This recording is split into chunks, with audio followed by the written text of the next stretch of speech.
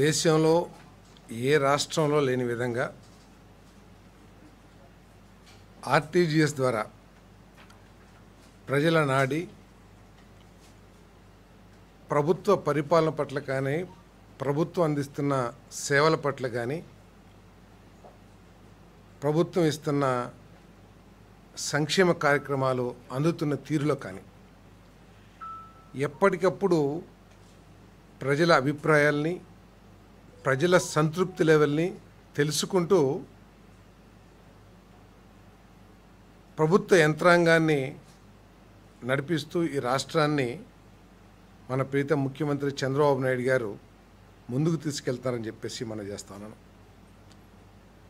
ఈ 16 నెలల కాలంలోనే 34 క్యాబినెట్ మీటింగ్స్, 26 ఇన్వెస్ట్మెంట్కి సంబంధించిన మీటింగ్స్ నిర్వహించి ఈ రాష్ట్రంలో దాదాపు కదా కరెక్ట్గా 7,65,13 కోట్ల రూపాయల పెట్టుబడుల్ని, ఆ పెట్టుబడుల ద్వారా 7,28,451 ఉద్యోగ అవకాశాల్ని 182 ప్రాజెక్టుల ద్వారా సాధించామని చెప్పేసి చాలా గర్వంగా తెలియజేస్తా ఉన్నాను. ఎస్ఐపి అదే పెట్టుబడులకు సంబంధించిన సమావేశాలు. ఎస్ఐపి మనకి చరిత్రలో కొన్ని పరిపాలనలు మాత్రమే గుర్తుంటాయి. ఏదో పురాతన కాలం తీసుకున్నా లేతే ఇటీవల ప్రభుత్వాలు తీసుకున్నా కూడా ఏ ప్రభుత్వం అయితే ప్రజల అభిప్రాయాలను గౌరవిస్తూ ప్రజల సమస్యల పరిష్కారం దిశగా పనిచేస్తుందో ఆ ప్రభుత్వానికే మంచి పేరు వస్తుందని చెప్పేసి కూడా నేను ఈ సందర్భంగా తెలియజేస్తా ఉన్నాను. ఈరోజు ఈ ప్రభుత్వం ప్రతిరోజు 10 లక్షల మందికి ఫోన్లు చేసి నెలకి 3 నుంచి 4 కోట్ల రూపాయలు 4 కోట్ల మందికి ఫోన్లు చేస్తూ వారి అభిప్రాయాలని తెలుసుకుంటూ మళ్ళీ వారి అభిప్రాయాలని ప్రభుత్వం దగ్గర ఉన్న డేటాతో ఇంటిగ్రేట్ చేసుకుంటూ పరిపాలనలో ఎటువంటి మార్పులు తీసుకురావాలి,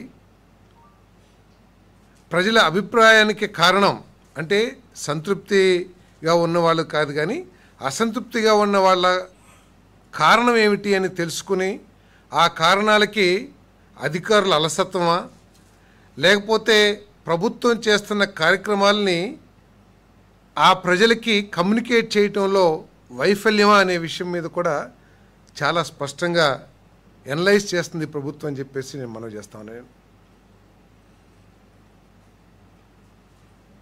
ప్రభుత్వం ముఖ్యమంత్రి గారు ఆదేశాలు ఏమిటంటే మనం ఎన్నో పాలసీస్ తీసుకొస్తున్నాము, ఎన్నో సంక్షేమ కార్యక్రమాలు అమలు చేస్తున్నాము, ఎన్నో పెట్టుబడులు తీసుకొస్తున్నాము. ఇవన్నీ కూడా ప్రజలకి సంతృప్తికరంగా ఉన్నాయా లేదా వాస్తవాలు తెలుసుకోవాలని చెప్పేసి ఒక క్వశ్చనీర్ తయారు చేసుకుని చీఫ్ సెక్రటరీ గారు అదేవిధంగా సీనియర్ మోస్ట్ అధికారులతో అందరూ కూడా కలిసి ఒక క్వశ్చనీర్ తయారు చేసుకుని ఆ క్వశ్చన్స్ ద్వారా ఆ ప్రశ్నల ద్వారా ప్రజల అభిప్రాయాలను తెలుసుకుంటాం జరుగుతుందని చెప్పేసి కూడా ఈ సందర్భంగా తెలియజేస్తాను.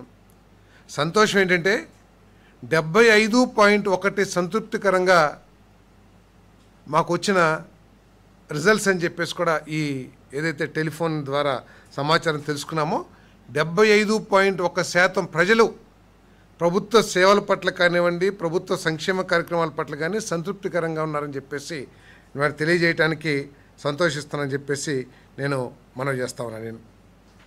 మరి దీంట్లో భాగంగానే ముఖ్యమంత్రి గారు నిన్న ఆర్టీజీఎస్ ఎందుకంటే క్యాబినెట్ మీటింగ్స్, పెట్టుబడులకు సంబంధించిన సమావేశాలు, దాంతోపాటు ప్రతి వారం కూడా ఆర్టీజీఎస్ మీటింగ్ నిర్వహించి ఈ సమాచారం డేటా అనలిటిక్స్ ద్వారా ప్రజల అభిప్రాయాలను విశ్లేషించుకుని ముందుకెళ్తుంది ప్రభుత్వం అని చెప్పేసి నేను ఈ సందర్భంగా నేను తెలియజేస్తా ఉన్నాను. మరి ఎనర్జీ గురించి కూడా నిన్న చర్చించడం జరిగింది. మరి మ్యాక్సిమం దాంట్లో ప్రజలందరూ కూడా సంతృప్తికరంగానే ఉన్నారని చెప్పేసి తెలిసింది. ఏదైతే కొంత పర్సంటేజ్ అసంతృప్తిగా ఉన్నారో అంటే అన్ఇంటరప్టెడ్ కరెంట్ రావట్లేదని కానివ్వండి, అన్ఇంటరప్టెడ్ కరెంట్ రావట్లేదని కానివ్వండి, లేకపోతే వోల్టేజ్ డ్రాప్స్ ఉన్నాయని కానివ్వండి, లేకపోతే సిబ్బంది వ్యవహార శైలి పట్ల కానీ ఎవరైనా అసంతృప్తి చెందితే ఆఖరికి ఈ analysis zone wise, district wise, మండలం వైజ్ కూడా చేయటం జరిగిందని చెప్పేసి మనం చేస్తాను. ఏ మండలంలో, ఏ జోన్లో, ఏ జిల్లాలో అయితే అసంతృప్తి అనేది కొంచెం ఎక్కువగా ఉందో ఆ ప్రాంతంలో మరి డిస్కామ్స్ అధికారులకి, మన ఎనర్జీ డిపార్ట్మెంట్ అధికారులకి సూచన చేసి సబ్స్టేషన్ ఒక యూనిట్గా తీసుకుని, సబ్స్టేషన్ దగ్గర కూడా డేటా ఉంటుంది, ఎన్నిసార్లు ఇంటరప్ట్ అయింది, లేకపోతే ఎంత లో వోల్టేజ్ వచ్చింది, వోల్టేజ్ ఫ్లక్చుయేషన్స్ ఏ విధంగా ఉన్నాయి అనేది మన ప్రతి సబ్స్టేషన్లో కూడా డేటా, రియల్ టైం డేటా ఉంటుంది. ఆ డేటాని ప్రజల పర్సెప్షన్ని ఇంటిగ్రేట్ చేసుకుంటూ, ఇది అక్కడ వాస్తవంగా అన్ఇంటరప్టెడ్ పవర్ లేకపోవటం మూలంగా అసంతృప్త, లేకపోతే ప్రజలు కమ్యూనికేట్ చేయటం, మన అధికారులు కమ్యూనికేట్ చేయటంలో వైఫల్యం చెందారా, లేక సిబ్బంది ప్రవర్తన మూలంగా ప్రజలు అసంతృప్తి చెందుతున్నారా, దీని మీద చర్యలు తీసుకోమని చెప్పేసి కూడా మరి ముఖ్యమంత్రి గారు ఆదేశాలు ఇవ్వటం జరిగిందని చెప్పేసి నేను ఈ సందర్భంగా తెలియజేస్తాను. అదేవిధంగా శాండ్ గురించి కూడా నిన్న ఆర్టీజీఎస్లో మరి డిస్కస్ చేయడం జరిగిందని చెప్పేసి తెలియజేస్తా ఉన్నాను. ఎందుకంటే శాండ్ పాలసీ గతంలో ఏ విధంగా దోచుకున్నారని చెప్పేసి ప్రజలందరూ కూడా అభిప్రాయపడ్డారో, ప్రజలు అధిక ఇసుక ధర మూలంగా ఏ విధంగా నిర్మాణ రంగం కుదేలైపోయిందో, ఏ విధంగా నిర్మాణ రంగ కార్మికులు ఇబ్బంది పడ్డారో వాటన్నిటిని దృష్టిలో పెట్టుకొని ఈ కూటమి ప్రభుత్వం వేల కోట్ల ఆదాయాన్ని త్యాగం చేసి ప్రజలకి అనుకూలమైన విధానాన్ని తీసుకొచ్చాం. సో దీని అమలులో ఎక్కడైనా అలసత్వం ఉన్నా, లేదు ఎవరైనా సరే దాన్ని ఇన్ఫ్లేట్ చేస్తానికి లేకపోతే కరప్ట్ చేస్తానికి ప్రయత్నం చేసినా వారి మీద కఠిన చర్యలు తీసుకోమని చెప్పేసి మరి ముఖ్యమంత్రి గారు ఆదేశాలు ఇచ్చారని చెప్పేసి కూడా నేను మనవి చేస్తా ఉన్నాను. నేను అదేవిధంగా హౌసింగ్ డిపార్ట్మెంట్ గురించి కూడా మరి సర్వే చేయడం జరిగింది.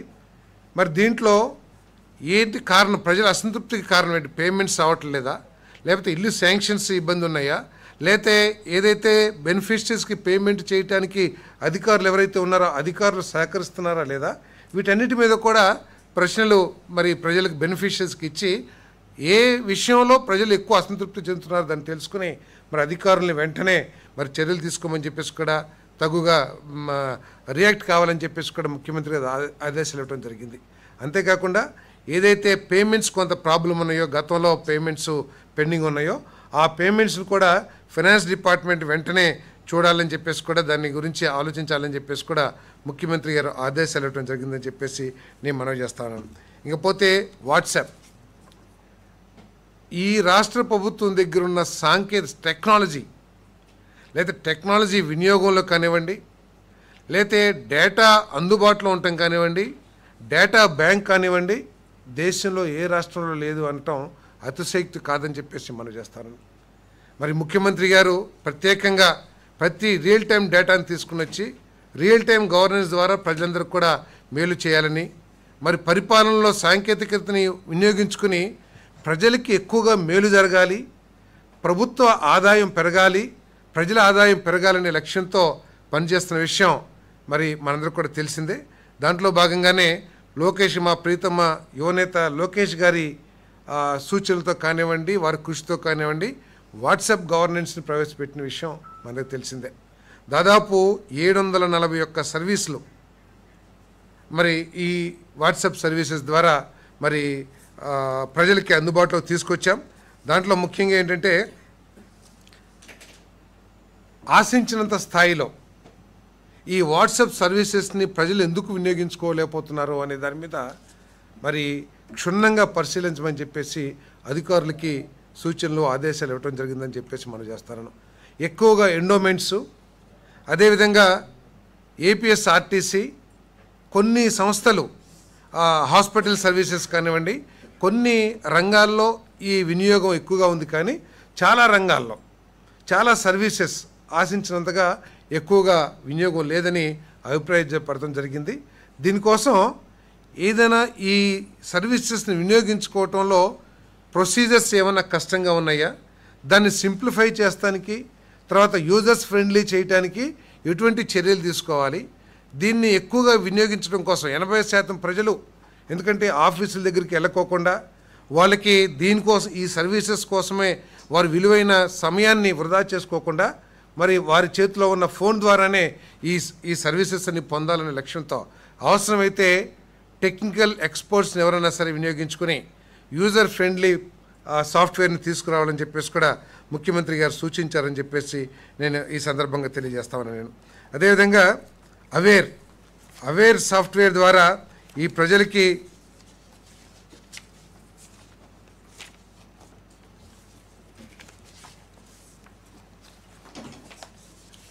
అవేర్ది లిస్ట్ ఆఫ్ సర్వీసెస్ ఉన్నాయి మేడం దగ్గర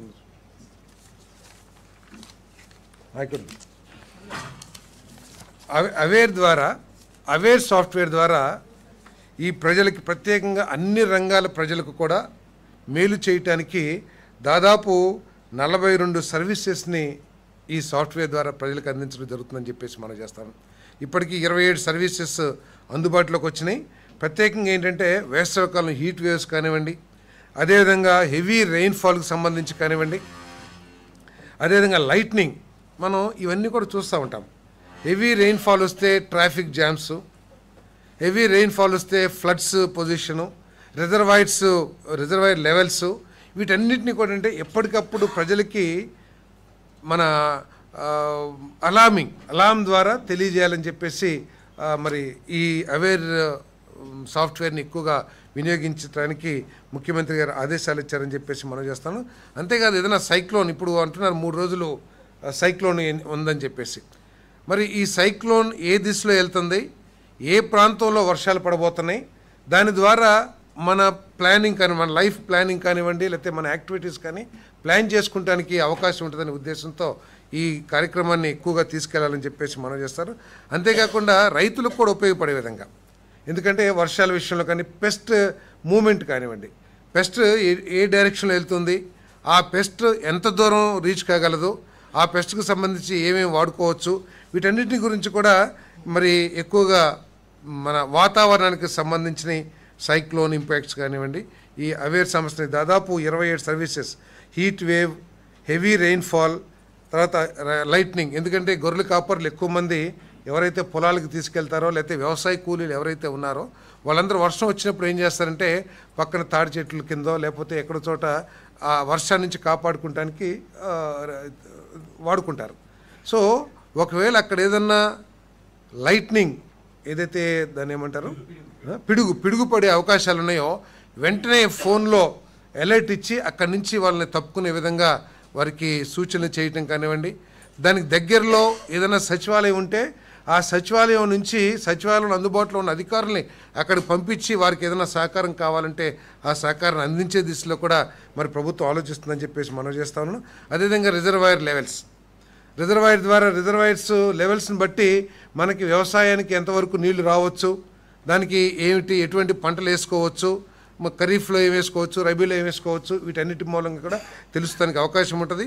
అంతేకాకుండా దీని ద్వారా మరి గ్రౌండ్ వాటర్ను కూడా తెలుసుకుని అక్కడ ఏ పంటలు వేయొచ్చు అనే దాని మీద కూడా రైతులకి సూచించేయచ్చు అని చెప్పేసి మనం చేశారు. అదేవిధంగా సీ రఫ్నెస్ కానివ్వండి, ఎందుకంటే ఫిషర్మెన్ ఎక్కువగా దాంట్లోకి వెళ్తారు కాబట్టి అక్కడ పరిస్థితుల్ని ఆ ఫిషర్మెన్కి కనుక మనకు తెలియజేసినట్లయితే వారు వెంటనే ఒడ్డుకు చేరుకోవటమో ప్రాణాపాయం నుంచి తప్పించుకోవడానికి అవకాశం ఉంటుంది. అదేవిధంగా ఫారెస్ట్ ఎక్కువగా ఉన్న ప్రాంతాల్లో ఫారెస్ట్ ఫైర్, దాని మూలంగా అధిక ఉష్ణోగ్రతతో మరి పశువులు కాపర్లు కానివ్వండి వాళ్ళందరూ కూడా ఈ విధంగా సైక్లోన్ పాత్ రిజర్వాయర్ రిలీజెస్, ఎంత రిజర్వాయర్లకు ఎంత నీళ్ళు వస్తుంది, ఎంత నీళ్లు రిలీజ్ చేశాము, ఈ సమాచారం అంతా కూడా తెలియటానికి సునామీ, ఎర్త్క్వేక్ ఇవన్నీ కూడా మరి అంటే సాంకేతికతని ఎక్కువగా వినియోగించుకొని ఈ సాంకేతికత ద్వారా మొత్తం అన్ని రంగాలు కూడా వినియోగించుకునే విధంగా ఈ ప్రభుత్వం చర్యలు తీసుకుంటుందని చెప్పేసి నేను ఈ సందర్భంగా నేను తెలియజేస్తా ఉన్నాను. అదేవిధంగా డ్రోన్స్ గురించి కూడా మరి చర్చించడం జరిగింది. మరి మన ప్రభుత్వం వచ్చిన తర్వాత ఈ డ్రోన్ పాలసీ వచ్చిన తర్వాత 2,10,047 గంటలు ఈ డ్రోన్స్ని యూటిలైజ్ చేయడం జరిగింది. గవర్నమెంట్ సర్వీసెస్కి 64,759 అవర్సు, ప్రైవేటు 1,45,288 అవర్సు వినియోగించుకుంటూ జరిగిందని చెప్పేసి మనం చేస్తాను. ఈ 2,10,000లో 1,45,889 గంటలు పెస్టిసైడ్స్ని పొలాలలో వాడటానికి పిచికారీ చేయటానికి అంటే 77% ఆఫ్ ది అవర్స్ ఈ పెస్టిసైడ్స్ వాడుకోవటానికి చేశాం. అదేవిధంగా 14,880 అంటే దాదాపు 7 to 8% టోపోగ్రాఫిక్ మ్యాపింగ్ కోసం వినియోగించడం జరిగింది. 9,051 గంటలు ట్రాఫిక్ మానిటరింగ్ కోసం వినియోగించడం జరిగింది. 5,511 గంటలు సర్వీలియన్స్ గురించి జరిగిందని చెప్పేసి కూడా నేను ఈ సందర్భంగా నేను తెలియజేస్తా ఉన్నాను. మాదక ద్రవ్యాలు డ్రోన్స్ ద్వారా ఏమండి అదే సర్వీలియన్సు అంటే ఇదే గంజాయి పట్టుకుంటాను కానీ అంటే ఇల్లీగల్ ట్రాఫికింగ్ ఏదైతే ఉంటుందో వాటిని కూడా ఐడెంటిఫై చేస్తానికి ఈ సర్వీలియన్స్లో ఉపయోగపడుతుందని చెప్పేసి నేను మనవి చేస్తాను. అదేవిధంగా ఈ డ్రోన్ పెస్టిసైడ్ పిచికారీలో వినియోగించుకొని స్ప్రేయింగ్లో ఈ డ్రోన్ వాడటం ద్వారా పెస్టిసైడ్స్ ఎంత సేవ్ అయింది, ఈ పెస్టిసైడ్స్ని వాడకం మూలంగా ఎంత రిజల్ట్స్ వచ్చింది, మానిటరీ బెనిఫిట్స్ రైతులకు ఎంత వచ్చింది అనేది మనం కూడా ఎవాల్యుయేట్ చేయాలని చెప్పేసి కూడా ఈ సందర్భంగా తెలియజేస్తారని చెప్పేసి నేను మనవి చేస్తాను. మరి అదేవిధంగా యాన్యువల్ ఈవెంట్ ప్రతి సంవత్సరం ఏదైతే డ్రోన్ ఈవెంట్ పెడుతున్నామో దాని గురించి కూడా మరి ముఖ్యమంత్రి గారు చర్చించడం జరిగింది. మరి యూసేజ్ను కూడా ఏదైతే 2,10,047 గంటలు ఉన్నాయో దాన్ని ఇంకా ఎక్కువగా పెంచడానికి ప్రయత్నం చేసి కాస్ట్ ఎఫెక్టివ్ ఎవాల్యుయేషన్ కూడా చేసి ఈ డ్రోన్ వినియోగాన్ని ఎక్కువగా తీసుకురావాలని చెప్పేసి కూడా సూచనలు చేశారని చెప్పేసి మనవి చేస్తాను. మరి మొన్న ప్రధానమంత్రి గారు చెప్పారు మన కర్నూలులో తయారైన డ్రోన్సే అంటే డిఆర్డిఏ కర్నూలు ఏదైతే ఉందో అక్కడ తయారైన డ్రోన్సే మొన్న సింధూరులో బాగా ఉపయోగపడ్డాయి అని చెప్పేసి ప్రధానమంత్రి గారు కూడా కామెంట్ చేశారని చెప్పేసి మరి మీటింగ్లో తెలియజేశారు. అది మన ఆంధ్రులందరికీ కూడా గర్వకారణం. మరి దానికి తగ్గట్టే మన ముఖ్యమంత్రి గారి ఆలోచనలు కూడా ఈ డ్రోన్స్ని మరి మన రాష్ట్రంలో ఆ డ్రోన్ సిటీ ఏదైతే డ్రోన్స్ ఏదైతే తీసుకొచ్చారో డ్రోన్స్ మ్యానుఫ్యాక్చరింగ్ కానివ్వండి ఇవన్నీ కూడా త్వరగా చర్యలు తీసుకోవాలని చెప్పేసి ముఖ్యమంత్రి గారు ఆదేశాలు ఇచ్చారని చెప్పేసి కూడా నేను ఈ సందర్భంగా నేను తెలియజేస్తాను. అదేవిధంగా కెమెరాలు ఏదైతే వినియోగించామో దాంట్లో ఇంకా యూజ్ కేసెస్ పెంచాలని ఈ ఆల్రెడీ ఇన్స్టాల్ అయిన కెమెరాస్ ద్వారా ఈ మన యాక్సిడెంట్స్ క్రైమ్స్ తగ్గించే విధంగా సాఫ్ట్వేర్ని డెవలప్ చేయాలని చెప్పేసి ముఖ్యమంత్రి గారు ఆదేశించారు. కేవలం కెమెరాస్ పెడతమే కాదు ఆ కెమెరాస్ ద్వారా ఎటువంటి యూజ్ కేసెస్ని ఇంప్లిమెంట్ చేస్తున్నారు, ఆ కేసెస్ ద్వారా రిపోర్ట్స్ ఏదైనా ఒక చోట యాక్సిడెంట్ జరిగింది ఆ యాక్సిడెంట్కి సంబంధించిన పూర్తి సమాచారం దగ్గరున్న పోలీస్ స్టేషన్కి దగ్గరున్న హాస్పిటల్స్కి చేరవేయటం ద్వారా వెంటనే వారికి మెడికల్ ఫెసిలిటీస్ అందటం కానివ్వండి వీటన్నిటికి కూడా ఆ కెమెరా ఏదైతే ఉందో మరి వాటిని వినియోగించుకోవాలని చెప్పేసి కూడా ముఖ్యమంత్రి గారు చాలా స్పష్టంగా సూచించారు.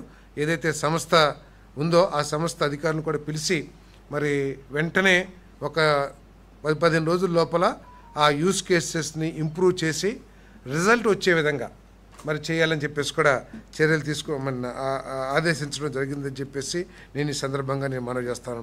ఈరోజు ఇటువంటి ప్రజారంజకమైన పరిపాలన ఏదో తన మనసుకు నచ్చింది కాకుండా ప్రజల సమస్యల పరిష్కారము ప్రజల సంతృప్తి ఆధారంగా ముఖ్యమంత్రి గారు పరిపాలన చేస్తారని చెప్పేసి మనవి చేస్తాను.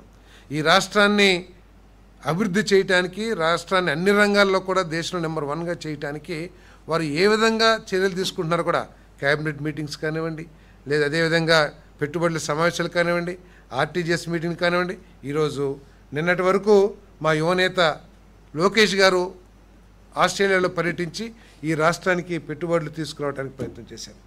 ఈరోజు మరి ముఖ్యమంత్రి గారు జరగబోయే సిఐ సమావేశంలో ప్రపంచవ్యాప్తంగా ఉన్న మరి పెట్టుబడిదారులందరినీ కూడా ఆహ్వానించడానికి ఈరోజు వెళ్ళారని చెప్పేసి మనం చేస్తాను. మొన్న ఎనర్జీ మినిస్టర్ కానివ్వండి ఎంఎస్ఎంఈ శాఖ మంత్రి గారు కానివ్వండి వివిధ దేశాలని పర్యటించి ఈ రాష్ట్రంలో పెట్టుబడులు తీసుకొచ్చి 20 లక్షల ఉద్యోగాల్ని ఈ రాష్ట్ర యువతకి అందించాలి ఈ 5 సంవత్సరాల కాలంలో అనే లక్ష్యంతో పనిచేస్తారు. 16 నెలల్లోనే 7,28,000 ఉద్యోగాలకి సంబంధించిన మరి నిర్మాణాత్మకమైన చర్యలు ఒక డెఫినెట్ చర్యల్ని ఈ ప్రభుత్వం తీసుకుంది. రాబోయే 3.5 సంవత్సరాల్లో తప్పకుండా 20 లక్షల సామర్థ్యం చేరుతామని చెప్పేసి కూడా నేను ఈ సందర్భంగా తెలియజేస్తాను. మరి అదేవిధంగా హౌసింగ్ డిపార్ట్మెంట్కి సంబంధించి మరి హౌసింగ్ కొత్తగా శాంక్షన్స్ కావాలని చెప్పేసి ప్రజల నుంచి డిమాండ్ ఉన్న విషయం తమరందరికీ కూడా తెలిసిందే. ఇప్పటికే అర్బన్ ఏరియాలో కొత్త ఇల్లు శాంక్షన్ చేయడం ప్రారంభించాం. దాదాపు 50,000 ఇల్లుని ఇప్పటికే శాంక్షన్ చేశాం. ఇంకా ఉన్నా కూడా, ఇంకా రిక్వైర్మెంట్ ఉన్నా కూడా అర్బన్ ఏరియాస్లో ఇళ్ళు ఇస్తానికి ప్రభుత్వం సిద్ధంగా ఉందని చెప్పేసి నేను మనవి చేస్తాను. కారణం ఏంటంటే కొంత సాంకేతిక కారణాలు కానివ్వండి, కేంద్ర ప్రభుత్వ ఆలోచనలో మార్పు మూలంగా కానివ్వండి, ఇది కొంత ఆలస్యం జరిగింది. ఎందుకంటే ఇప్పటి వరకు మన రాష్ట్రంలో 80% ప్రాంతం అర్బన్ ఏరియాలో ఉండేది. అర్బన్ డెవలప్మెంట్ అథారిటీస్గా కానివ్వండి, లేకపోతే అర్బన్ యూటిలిటీస్ కానీ ఉండేది. సో ఇప్పుడు కేంద్ర ప్రభుత్వం తీసుకున్న నిర్ణయం ఏంటంటే అర్బన్ డెవలప్మెంట్ అథారిటీస్లో ఉన్న విలేజెస్ని మేము అర్బన్ కింద శాంక్షన్ చేయలేము, అవి గ్రామీణ రూరల్ హౌసింగ్ కిందే మేము ఇస్తామని చెప్పేసి వాళ్ళు నిర్ణయం తీసుకుంటాం మూలంగా కేంద్ర ప్రభుత్వాన్ని కన్విన్స్ చేస్తానికి ప్రయత్నం చేశాం. కానీ అది దేశవ్యాప్తమైన పాలసీ కాబట్టి వాళ్ళు కేవలం ఏదైతే మున్సిపల్ ఏరియాస్ ఉన్నాయో అర్బన్ యూటిలిటీస్ అక్కడే అర్బన్ ఏరియాస్ ఇస్తారు. మా అయితే సిఆర్డిఏ, విఎంఆర్డిఏ, టుడా ఈ ప్రాంతాల్లో ఉన్న గ్రామాలనే అర్బన్ కింద తీసుకుని మిగతా అన్నీ కూడా రూరల్ కింద శాంక్షన్ చేస్తానికి కేంద్ర ప్రభుత్వం నిర్ణయం తీసుకుందని చెప్పేసి మనం చేస్తాను. ఈ విషయంలో ముఖ్యమంత్రి గారి ప్రయత్నంతో పాటు ప్రత్యేకంగా మన పెమ్మసాని చంద్రశేఖర్ గారిని, మన రాష్ట్రానికి సంబంధించిన కేంద్ర మంత్రి రూరల్ డెవలప్మెంట్ శాఖ మార్చులు, వారికి నేను హౌసింగ్ డిపార్ట్మెంట్ నుంచి ప్రత్యేకంగా నేను ధన్యవాదాలు తెలియజేస్తా ఉన్నాను నేను. ఎందుకంటే ముఖ్యమంత్రి గారు, లోకేష్ గారు, పవన్ కళ్యాణ్ గారు వారి ప్రయత్నం ద్వారా కేంద్ర ప్రభుత్వం నిర్ణయం తీసుకుంది. కానీ ఈ నిర్ణయం త్వరలో రావటం కోసం మరి పెమ్మసాని చంద్రశేఖర్ గారు చేసిన కృషి కూడా మరి చాలా అభినందనీయం అని చెప్పేసి కూడా నేను ఈ సందర్భంగా తెలియజేస్తా ఉన్నాను. ఇప్పటికే దాదాపు 4-5 లక్షలకు రిక్వెస్ట్లకు సంబంధించిన సమాచారం మా దగ్గర ఉంది. బెనిఫిషరీస్ డీటెయిల్స్ వాళ్ళందరినీ కూడా ఈ రూరల్ కింద అప్లోడ్ చేస్తానికి ప్రయత్నం చేస్తామని చెప్పేసి మనం చేస్తాను. మరి ఇది కేవలం వచ్చే నెల 5వ తారీఖు దాకానే ప్రత్యేకంగా మన రాష్ట్రానికి అనుమతి ఇచ్చారు. కాబట్టి నేను హౌసింగ్ డిపార్ట్మెంట్ అధికారుల్ని, అదేవిధంగా గ్రామ సచివాలయాల్లో అధికారుల్ని, అదేవిధంగా రాజకీయ పార్టీల కార్యకర్తల్ని అందరినీ కూడా బెనిఫిషరీస్ని అందరినీ నేను కోరుకునేది ఏమిటంటే వెంటనే ఎవరికైతే ఇల్లు అవసరం ఉందో వాళ్ళందరూ కూడా ఆన్లైన్ ద్వారా వాళ్ళు అప్లై చేసుకోవాలని చెప్పేసి నేను కోరుతా ఉన్నాను. వాళ్ళందరికీ కూడా 5th తర్వాత శాంక్షన్స్ ఇవ్వటం జరుగుతుందని చెప్పేసి కూడా నేను ఈ సందర్భంగా నేను తెలియజేస్తాను. సార్ అన్నిట్లోనూ శాచురేషనే ఉంది. అంటే పర్సంటేజెస్ మళ్ళీ చెప్తాము. ఎక్కడ కూడా మైనస్లో 50% కంటే తక్కువ శాచురేషన్ సంతృప్తి ఉన్న డిపార్ట్మెంట్ ఏదీ లేదు. అన్నీ కూడా 66-70% సాటిస్ఫాక్షన్ ఉన్నాయి. అవి ఆ సమాచారం దగ్గర పూర్తిగా లేదు, కానీ ఉన్న అవుట్లైన్ నాకు తెలుసు. ఓకే, చాలా శాస్త్రీయంగా చేస్తున్నారని చెప్పేసి మనం చేస్తాను. ఇదేదో నేను మీకు ఇటువంటి అనుమానాలు ఉంటాయని చెప్పేసి ఈ ప్రశ్నావళి తయారు చేయటమే కాకుండా రేపటి నుంచి ముఖ్యమంత్రి గారు వారికే ఎవరైతే ఫోన్ కాల్ ఎత్తుతారో మీకున్న సమస్యలు ఏమిటి, ప్రభుత్వం నుంచి మీరు ఏం ఆశిస్తున్నారు, ప్రభుత్వం తరపు నుంచి మీరు ఎదుర్కొన్న సమస్యలు ఏమైనా ఉన్నాయా, మీరు ఏమైనా ఆశిస్తున్నారని కూడా ప్రశ్నలు చేయమని చెప్పారు. సో ఇప్పటి వరకు ఏంటంటే అధికారులు శాస్త్రీయంగా తయారు చేసిన ప్రశ్నావళి కానివ్వండి, ఏదైతే ముఖ్యంగా ఏంటంటే మనం అమలు చేస్తున్న సంక్షేమ కార్యక్రమాల అమలు తీరు, అదేవిధంగా మనం అందిస్తున్న సేవలు వారికి చేరటం, అదేవిధంగా మన ప్రభుత్వ అధికారుల వ్యవహార శైలి, వీటన్నిటి మీద ముఖ్యంగా ప్రశ్నలు అడగటం జరిగింది. వారి అభిప్రాయాలను తెలుసుకోవడం జరిగింది. ఇప్పుడు మన ప్రశ్నల ద్వారా వారి అభిప్రాయాలు తెలుసుకుంటాం కాకుండా వారి సమస్యలు ఏమిటి, వారు ప్రభుత్వానికి ఏమైనా చెప్పదలుచుకున్నారా, ఇది చేయండి అని చెప్పేసి, లేకపోతే అదేవిధంగా ముఖ్యమంత్రి గారు ఇంకొక ఆదేశం కూడా ఇచ్చారు.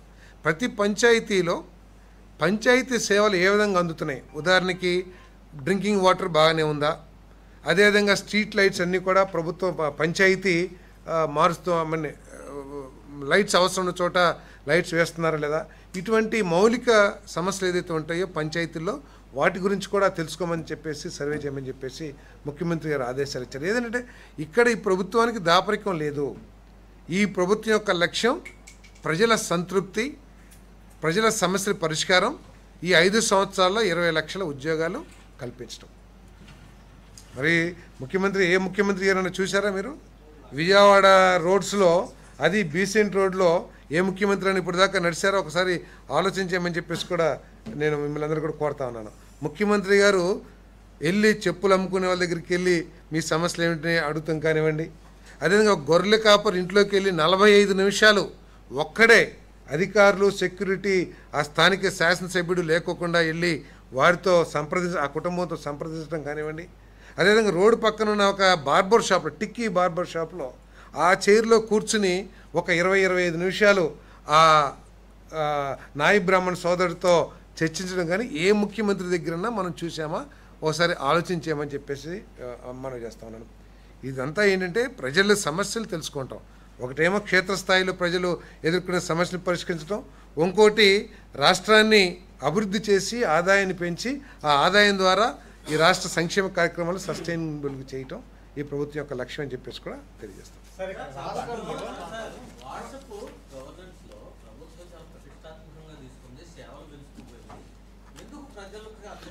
అంటే ఎట్లా కాదు, అంటే ఒక కొత్త విధానం వచ్చినప్పుడు, ఇప్పుడు మీరంటే సాంకేతికంగా ఎక్స్పర్ట్స్ మీరందరూ కూడా.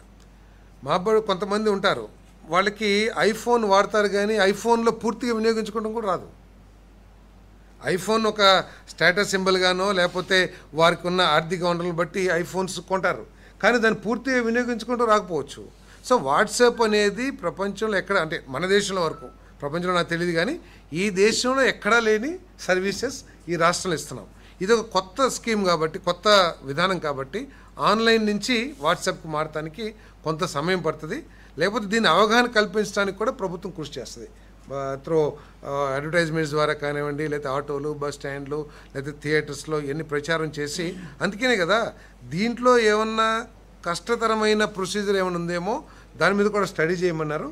యూజర్ ఫ్రెండ్లీగా సాఫ్ట్వేర్ని ఏ విధంగా మార్చాలని కూడా చెప్పారని చెప్పేసి మనం చేస్తాం. సార్, ఇప్పుడు తాజాగా స్టేట్లో ఇప్పుడు ఒక పెద్ద టాపిక్ అయిపోయింది జూదాలకు సంబంధించి. ఇప్పుడు ఇద్దరు డిప్యూటీల మధ్య ఒకరొకరు సెటిల్ చేసుకుని వార్లాగా తయారైపోయింది. ఇద్దరు డిప్యూటీలు అంటే డిప్యూటీ సీఎం, డిప్యూటీ స్పీకర్. రాష్ట్రం అంతా జూదాలు నడుస్తున్నాయని చెప్పేసి భీమవరం డిఎస్పీ జయసూర్య మీద ఆరోపణలు చేస్తుంటే ఆయన చాలా మంచివాడు, ఆయనకు ఉత్తమోత్తముడని రఘురామకృష్ణరాజు గారు ఆయనకు సర్టిఫికేట్ ఇస్తారు. ఇంకా అంతేకాకుండా డిప్యూటీ సీఎం ఇతర శాఖల్లో కూడా వేలు పెట్టడం, ఆయన వాటిని కూడా పరిశీలించడం సంతోషకరం అని చెప్పేసి మళ్ళీ ఒక సెక్టర్ కూడా ఇస్తారు. మీరు సెటైర్ అని ఎందుకంటున్నారు? దానికి వక్ర భాషను చెప్పడం కరెక్ట్ కాదు.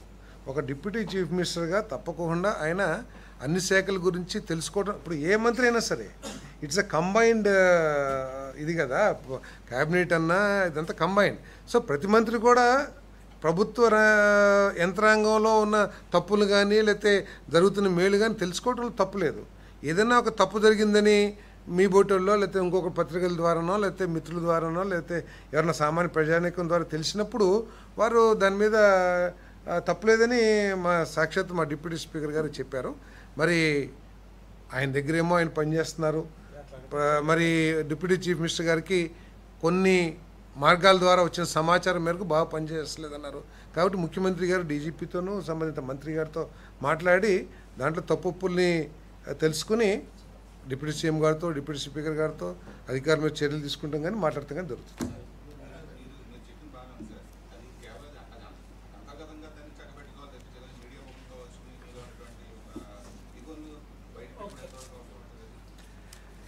అంటే మీరు దాన్ని తీసుకునే విధానం మీద ఉంటుంది.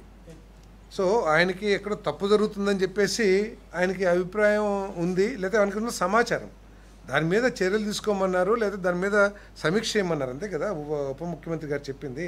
ఒకవేళ ఆయన మీద చాలా కంప్లైంట్స్ వచ్చినాయి, రేపు నా మీద కంప్లైంట్స్ వస్తాయి, ముఖ్యమంత్రి గారు మీ అందరి సమక్షంలోనే కంప్లైంట్ చేస్తారు నా మీద ఎవరన్నా చేస్తే, పార్థసారథి గారి మీద కంప్లైంట్స్ వస్తున్నాయి, దాన్ని పరిశీలించి తగు చర్యలు తీసుకుంటారని చెప్పి చెప్తారు. దాంట్లో తప్పేముంది? Exactly sir. సార్ అదే సమయంలో మీ ఒకవైపు మీరు ఇంతసేపు చాలా ప్రభుత్వం చాలా గట్టిగా పాలనలో పట్టు బిగించి ఎక్కడ ఎట్లాంటి ఇబ్బంది లేకుండా చేసే ప్రయత్నం చేస్తారు. కానీ స్వయంగా ఒక డిప్యూటీ చీఫ్ మినిస్టర్ రాష్ట్రం మొత్తం మీద ప్యాకాట్ ఆడుతున్నారు, దాని మీద నివేదిక మనం డీజీపీని కోరడం.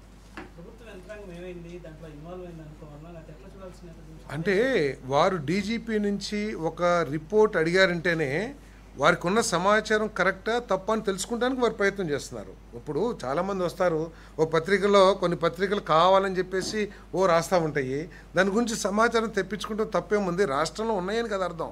ఉన్నాయని చెప్పేసి వార్తలు వస్తున్నాయి, దాని మీద ఒక రిపోర్ట్ పంపించమన్నారు. లేకపోతే ఒకవేళ ఉన్నాయని చెప్పేసి ఆయనకి ఆథెంటికేటెడ్ సమాచారం ఉంటే చర్యలు తీసుకోమని చెప్పేవాళ్ళు. రిపోర్ట్ పంపించమని ఎందుకు అడుగుతారు? ఏదని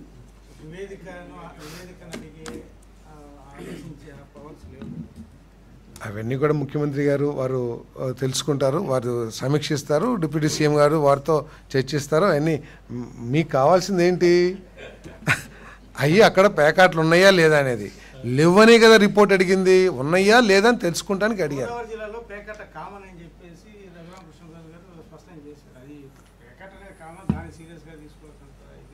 అది వారి అభిప్రాయం అయి ఉండొచ్చు, అది ప్రభుత్వ అభిప్రాయం కాదు కదా.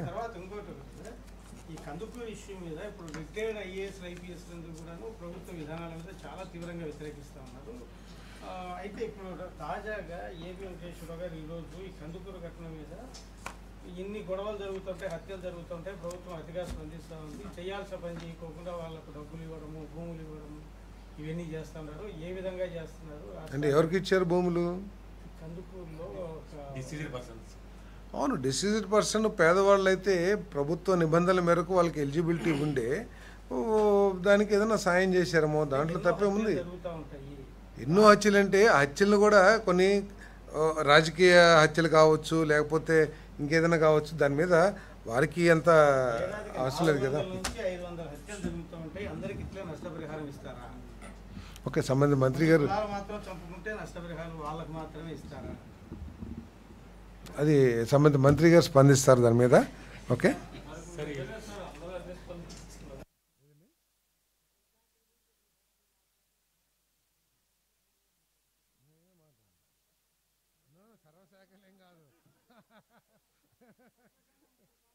సకల శాఖ మంత్రి ఏం కాదు, నేను మాకున్న సమాచారం మేరకు నేను చెప్తానంతే. ఐఎన్పిఆర్ సైకిల్స్ సమాచారం మీకు చెప్తుంది, ఈ సమాచారం ఇంకా నాకు రాలా. అసలు అంటే ఆఫ్ చేస్తానా లేదా ఆన్ చేసి చెప్పనా? ఆఫ్ చేసి చెప్పనా ఆన్ చేసి చెప్పనా? ఏంటి పీపీపీ గురించా? పీపీపీ గురించి అసలు ప్రతిపక్షానికి ఉన్న అబ్జెక్షన్ ఏమిటి? మీరే ఈ గవర్నమెంట్ కాలేజెస్ తీసుకొచ్చారని గొప్పగా చెప్పుకుంటున్నారు. మీరు తీసుకొచ్చిన విధానం ప్రకారం ఎన్ని సీట్లు మెరిట్ ఆంధ్రప్రదేశ్ స్టూడెంట్స్కి సీట్లు అందుబాటులోకి వస్తున్నాయి?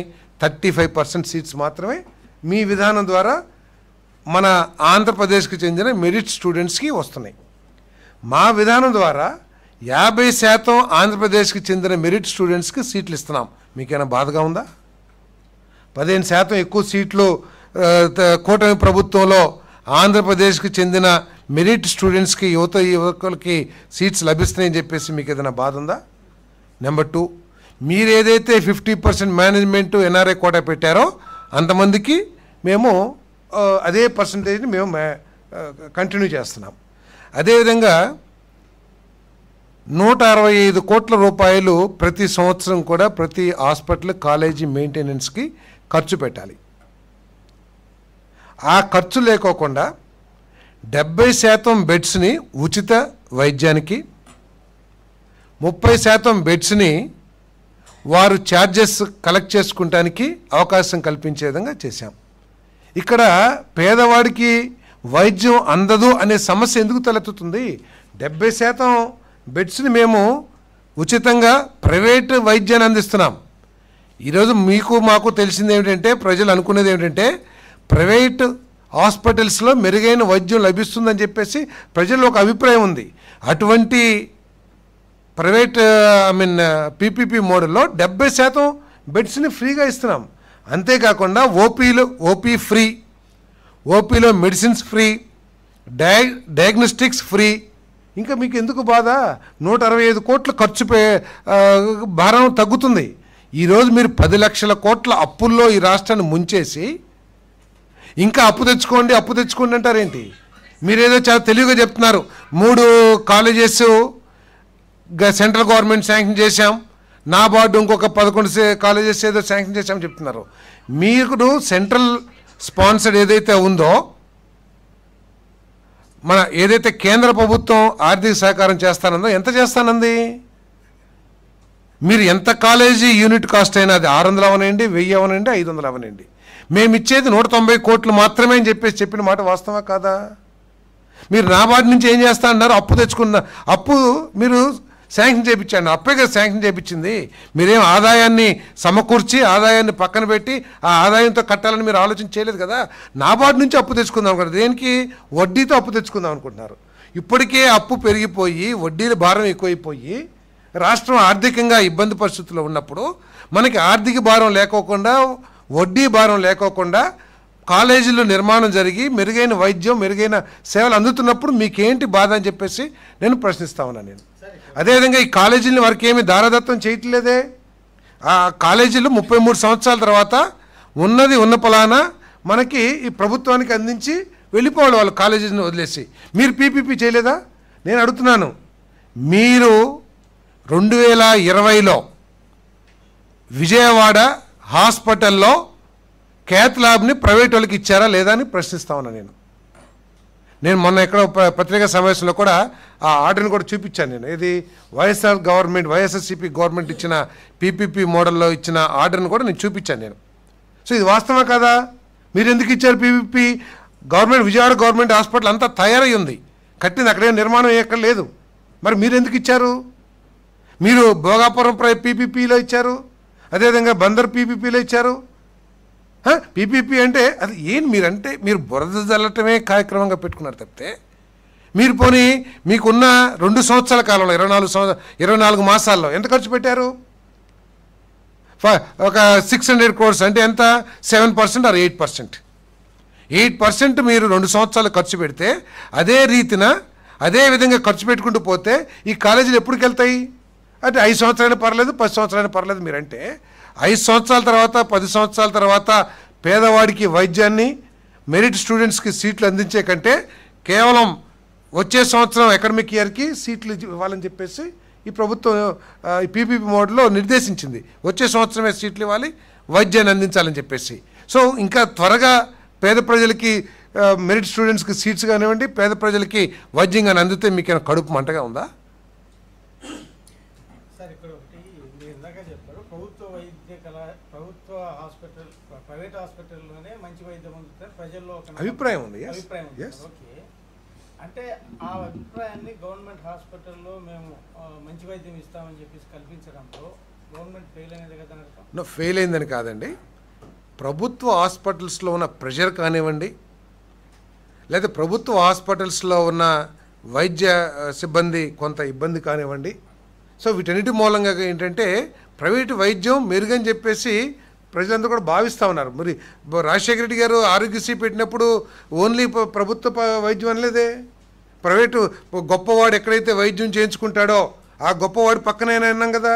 ఈరోజు గొప్పవాళ్ళ పక్కన మన పేదవాడికి వైద్యం అందిస్తుంటే మీకేంటి ఇది?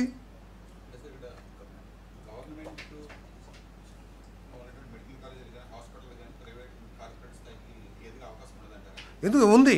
చాలా చర్యలు తీసుకున్నాం, కానీ ప్రజల సంతృప్తి పెరగట్లేదు. అక్కడ స్టాఫ్ బిహేవియర్ కానివ్వండి, లేకపోతే సర్వీసెస్ కానివ్వండి, ఇంకా ఎక్కువ ఒత్తిడి అవుతుంది మన ప్రజానీకానికి. తర్వాత అక్కడ ఉన్న సిబ్బందికి రిలేట్ కాకపోవటం కానివ్వండి, అక్కడ హాస్పిటల్స్ మీద ఎక్కువ ఒత్తిడి ఉండటం మూలంగా కానివ్వండి, ప్రజల సంతృప్తిగా ఉండట్లేదు. సో ప్రైవేట్ వాళ్ళు పెట్టుబడి పెట్టి మనకి ఉచితంగా వైద్యం అందిస్తారంటే ప్రభుత్వం ఆలోచించాల్సిన అవసరమే ఉంది. Government hospital maintenance private hospital maintenance కంటే ఎక్కువ ఖర్చు ఉంటుంది. ఎందుకంటే డాక్టర్లు, స్టాఫ్ సంబంధించిన మొత్తం పర్మనెంట్ ఎంప్లాయీస్ అంటే అవుట్సోర్సింగ్ కాంట్రాక్ట్ ఎక్కువ శాలరీస్ ఇస్తారు, ఎక్కువ ఖర్చు పెడతారు కదా. ప్రైవేట్ వాళ్ళకు మెయింటెనెన్స్ తక్కువ అవుతుంది. ఏది టోటల్ ప్రైవేట్ హాస్పిటల్ ఈ చొప్పున పోలిస్తే అదేనండి. ఇప్పుడు మనం గనక హాస్పిటల్ని మనం రన్ చేస్తే 165 కోట్లు ఒక హాస్పిటల్కి, 17 ఎంత అవుతుంది? దాదాపు 3,000 కోట్ల రూపాయలు. 17 × 165 1700 ప్లస్ ఒక దాదాపు 3,000 కోట్ల రూపాయలు మెయింటెనెన్స్ ఖర్చు పెట్టాలి ఏడాదికి, సంవత్సరానికి. సో ఆ 3,000 కోట్ల భారం లేకోకుండా మనం ఆశించిన వైద్యం పేదవాడికి ఇంకా మెరుగైన వైద్యం అందుతుంటే మనకి ఎందుకు సమస్య? కాలేజీ ప్రాపర్టీ ఏం వాళ్ళకి రాసేస్తలేదే. అంటే పేద విద్యార్థులు 50% సీట్లు కోల్పోతారు కదా సార్ ప్రైవేట్ వాళ్ళకి ఇస్తే. ఎట్లా కోల్పోతారండి? మీరు అర్థం కావట్లా. ఇది పాలసీ గత ప్రభుత్వంలోనే వచ్చి 17 కాలేజెస్కి సంబంధించిన పాలసీ గతంలోనే ఫిక్స్ అయింది. ఆ ప్రభుత్వ పాలసీ ప్రకారం ఏంటి, 35% సీట్లు మాత్రమే ఆంధ్రప్రదేశ్ మెరిట్ స్టూడెంట్స్కి ఇవ్వబడతాయి. కానీ ఈరోజు కూటమి ప్రభుత్వం తీసుకొచ్చిన విధానం మూలంగా 50% సీట్లు, అంటే 15% సీట్లు పెరుగుతున్నాయి కదా. మేలు జరిగిందా లేకపోతే కీడు జరిగిందా? పెరిగాయి sir. Reservation management quota reservation ఉండదు. అరే మేనేజ్మెంట్ కూడా అప్పుడు ఉంది కదా, గత ప్రభుత్వంలో మేనేజ్మెంట్ లేదా? అరే కాదండి, అరే మీరు ఇప్పుడు 17 కాలేజీలు ఈరోజు స్టార్ట్ చేసినవి కాదు, ఈరోజు జీవో ఇచ్చినవి కాదు. మేము దాన్ని ఇంప్రూవ్ చేసాం, ఆ జీవోని కానీ ఆ నిర్ణయాన్ని ఇంప్రూవ్ చేసాం. గతంలో ఇచ్చిన జీవో ఏం చెప్తుంది, 35% సీట్లు మాత్రమే ఆంధ్రప్రదేశ్ మెరిట్ స్టూడెంట్స్కి కేటాయించబడతాయని చెప్పింది. మిగతా దాంట్లో 50%, ఒక 50% ప్రైవేట్ మేనేజ్మెంట్ సీట్స్, అదేవిధంగా ఎన్ఆర్ఐ కోటా అని చెప్పింది. మేనేజ్మెంట్ కోటా, ఎన్ఆర్ఐ కోటా అని చెప్పింది. మేమేం చెప్తున్నాం, 35% ఏదైతే ఏపీ మెరిట్ స్టూడెంట్స్కి ఇస్తున్నారో మేము 50%కి పెంచుతున్నాం. 50%కి పెంచి మీరు ఏదైతే మేనేజ్మెంట్ కోటా, ఎన్ఆర్ఐ కోటా పెట్టారో అదే కోటా పెడుతున్నాం మేము. అలినీ కోటా లేదు దీంట్లో, అందుకనే 50% మేము ఇచ్చేస్తున్నాం ఇక్కడే. సో దాంట్లో ఇబ్బంది ఏంటి? మీకు కడుపుమంట. ఏపీ స్టూడెంట్స్కి పేదవాళ్ళకి సీట్లు వస్తున్నాయని బాధ ఉందా మీకు? లీజ్ డబ్బులు మేమేమో ఎవరికి? అదేనండి, 3,000 కోట్ల రూపాయలు సంవత్సరానికి ఖర్చు పెడుతున్న మెయింటెనెన్స్కి. ఇప్పుడు బ్యాలెన్స్ ఇప్పుడు ఎంత ఖర్చు పెట్టాం? కేవలం 1600, 1700 సబ్జెక్టు కరెక్షన్. మిగతా అన్నీ కూడా వాళ్ళే ఖర్చు పెట్టాలి కదా. అవునండి, 8,500 కోట్లు టోటల్ ప్రాజెక్ట్ కాస్టు. 600 కోట్లు మాత్రమే వైఎస్ఆర్సీపీ ఖర్చు పెట్టింది. ఖర్చు పెట్టినా కూడా ఇచ్చింది. మిగతా డబ్బులు మేము ఇచ్చి ఇంకొక 500-600 కోట్లు, 1000 కోట్లు ఖర్చు పెట్టాం. ఒక 2,000, 2,500లో ఇంకా 5,000-6,000 కోట్ల రూపాయలు వాళ్ళే ఖర్చు పెట్టాలిగా. ఏది పీపీపీ వాళ్ళే ఖర్చు పెట్టాలి కదా. ఖర్చు పెట్టి మీకు ఇచ్చేస్తారా ఫ్రీగా? చెప్పండి. సార్ ఇప్పుడు మీకు తెలిసిన మామూలుగా సార్ ఇప్పటి వరకు 33 సంవత్సరాలు లీజ్ అయిపోయిన హాస్పిటల్ ఇంతకుముందు ఇచ్చారు కదా గతంలో. ఇప్పుడు 33 సంవత్సరాలు హాస్పిటల్స్ అయినట్లేదు నాకు తెలిసి. అపోలో హాస్పిటల్ మనం అపోలో హాస్పిటల్ లీజు కాదు ఇచ్చింది, వాళ్ళకి ల్యాండ్ వాళ్ళకి అమ్మేశాం. అపోలో హాస్పిటల్కి జూబ్లీ హిల్స్లో ల్యాండ్ అంజయ్ గారి టైంలో 5 రూపాయలు లేదా 100 రూపాయలకు గజం లెక్క అమ్మేశారు. ఏది నాకు తెలిసి అది ల్యాండ్ అమ్మారనేది నాకున్న సమాచారం, నాకు తెలియదు.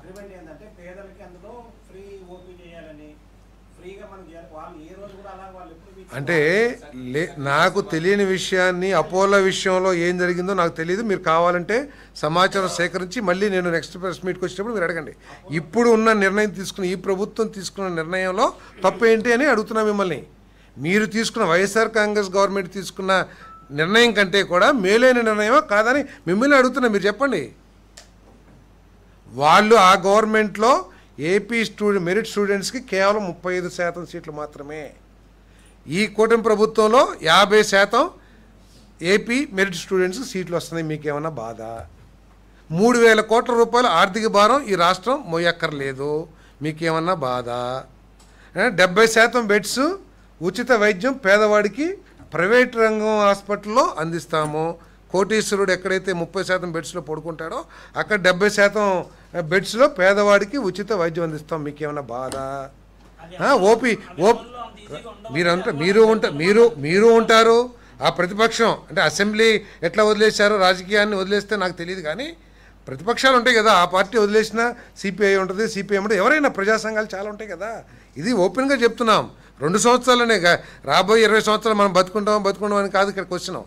2 సంవత్సరాల్లో మేము వచ్చే సంవత్సరం సీట్లు ఇవ్వబోతున్నాం. మనం వచ్చే సంవత్సరం ఆ పై సంవత్సరమా 27-28 అనుకుంటాను, నాకు సబ్జెక్టు కరెక్షన్ గుర్తులేదు. అకాడమిక్ ఇయర్ 27-28కు 26-27కు సీట్స్ ఇవ్వబోతున్నాం.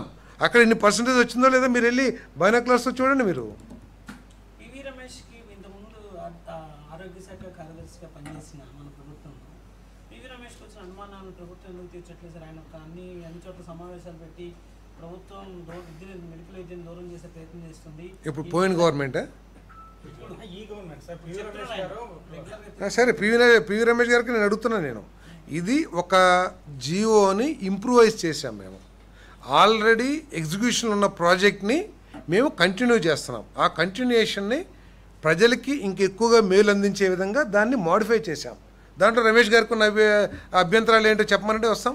సరే, ప్రశ్నించే మేధావుల్ని కొంచెం మీరు పిలిచి గవర్నమెంట్ ఎందుకు వాళ్ళతో మాట్లాడుతున్నారు? అంటే ఉద్దేశపూర్వకంగా రాజకీయ లబ్ధి కోసం కేవలం విషయం చిమ్మే ఆలోచనలతో మాట్లాడితే వాళ్ళతో మాట్లాడాల్సిన అవసరం లేదు. ఎవరికైనా నాయకులు కాదు కదా సార్, ఎవరండి పివి రమేష్ గారు కానీ వారు కూడా వైసీపీతో కొన్ని రోజులు అంటగాగినట్టున్నారు. అధికారిగానా లేకపోతే ఆఫ్టర్ రిటైర్మెంట్? అంటే ముందైతే అనుకూలించారులే, సలహాదారు ముందైతే అనుకూలించారు. తర్వాత వారికి జగన్మోహన్ రెడ్డి గారి గురించి తెలిసేదో బయటకు వచ్చేసినట్టు. రిజైన్ చేసి ప్రెస్ మీట్ కూడా పెట్టాడు జగన్మోహన్ రెడ్డి గారు వ్యతిరేకంగా. Okay okay okay.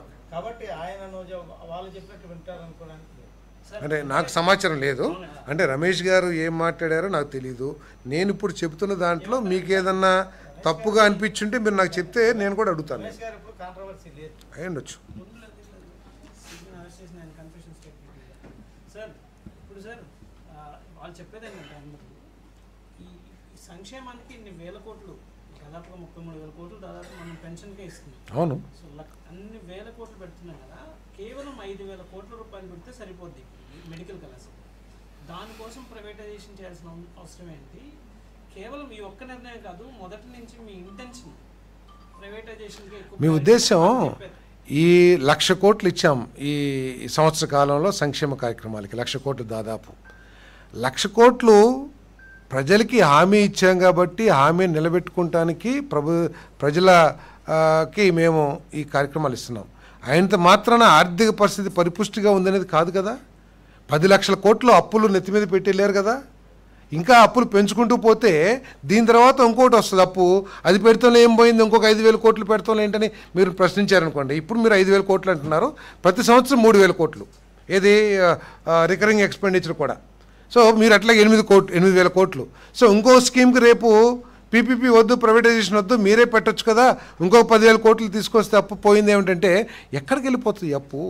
అంటే ఇప్పుడు మీరు ఆ స్థాయిలో సంపద కూడా సృష్టిస్తున్నాం. సృష్టించిన తర్వాత తప్పకుండా మిగులు ఆదాయం ఉన్న రోజున తప్పకుండా మిమ్మల్ని అందరినీ తీసుకొచ్చి సన్మానం చేసి మీ ఆలోచనలు కూడా పంచుకుంటాం.